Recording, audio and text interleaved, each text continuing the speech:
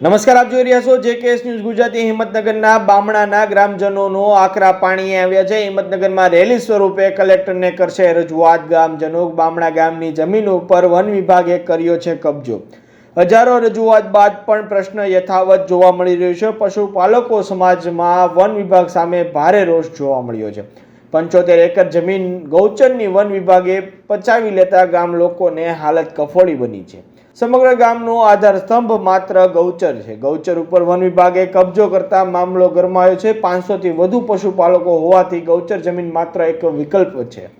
એક તરફ હાથમતી જળાશય તો બીજી તરફ ડુંગરાળ વિસ્તાર હોવાને લઈને પશુપાલકો માટે ગૌચર પશુપાલકો માટે પશુને ચરાવવાનો વિકલ્પ છે। હાલ હિંમતનગરમાં બગીચા વિસ્તારમાં કરશે એક સભા। મહિલાઓ તેમજ યુવાનો, વૃદ્ધો અને ગામ લોકો હાથમાં બેનર રાખીને કલેક્ટર ઓફિસે નીકળ્યા।